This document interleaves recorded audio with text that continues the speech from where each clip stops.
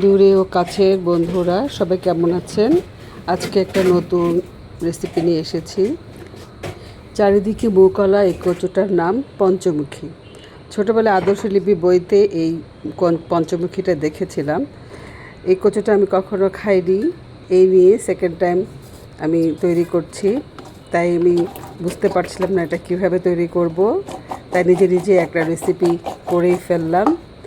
কিন্তু করে আমার কাছে এত ভালো লেগেছে যে ভাবলাম আমার টাইমলাইনে এটা ভিডিও করে রেখে দিই এবং আপনাদের সাথে শেয়ার করি। তাই শুরু করে ফেললাম আজকের রেসিপিটা। কচুমুখিগুলো আমি ভালো করে ছুলে ধুয়ে পরিষ্কার করে একটু হলুদ লবণ দিয়ে সরিষার তেলে ভেজে নিতেছি। হালকা লাল লাল করে কচুমুখিগুলোকে আমি ভেজে নিব। এই তো উল্টে পাল্টে আমি কচুমুখিগুলো ভেজে নিচ্ছি। একটু পাতলা করে কাটলেই কচুমুখিটা তাড়াতাড়ি ভাজা হয়ে যাবে। ভাজা হয়ে গেছে, এখন এগুলো আমি একটা প্লেটে উঠিয়ে দিচ্ছি। এভাবে আমি সবগুলো কচুরমুখী ভেজে নিয়েছি। এখন একটি ব্লেন্ডার জারে কচুরমুখিগুলো আমি একটু পানি দিয়ে ব্লেন্ড করে নিব, একটু মিহি করেই ব্লেন্ড করে নিব।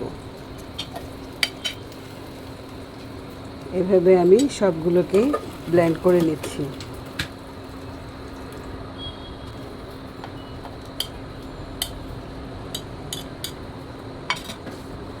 আমার মতো এভাবে একবার পঞ্চমুখীটা করে খেয়ে দেখবেন, সত্যি অসাধারণ একটা স্বাদের একটা রেসিপি হয়েছে। খুবই মজা হয়েছে এই কচুরমুখীটা।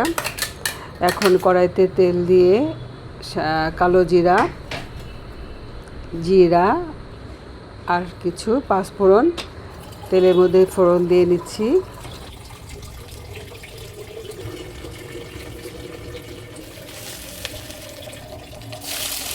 এখন দিয়ে দিব কিছু পেঁয়াজ কুচি। এগুলো সামান্য নাড়াচাড়া করে ভেজে তারপরে এতে দিব কিছু আস্ত গরম মশলা। এখানে আছে তেজপাতা, দারচিনি, এলাচি আর লবঙ্গ।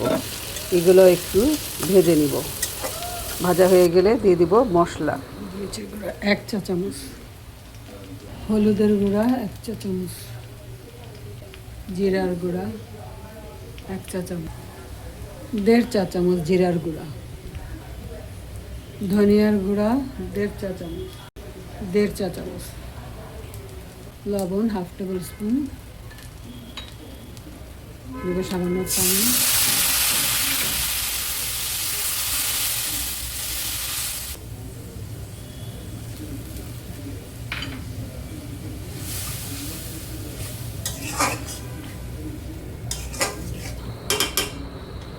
এখন দিয়ে দিব বাটা মশলা। এখানে আছে 1 টেবিল চামচ রসুন বাটা, 1 টেবিল চামচ আদা বাটা।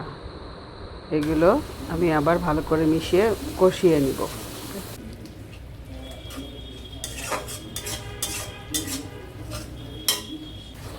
মশলাটা ভালো করে কষানো হয়ে গেছে। এখন এতে দিয়ে দিব ব্লেন্ড করে রাখা কচুমুখিগুলো।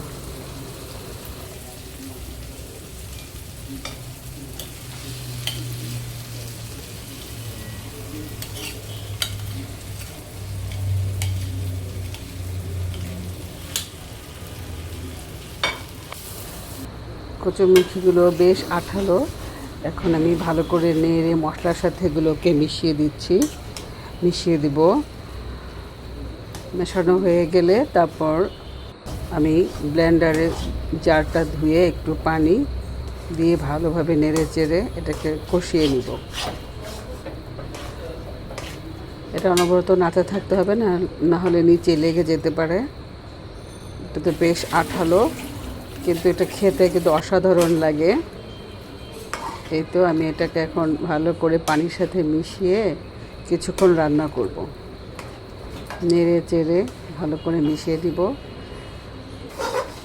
একদম এটা আঠালো, চুলা কড়াইয়ের সাথে এটা লেগে যায়, তাই অনবরত এটা নাড়তে হবে।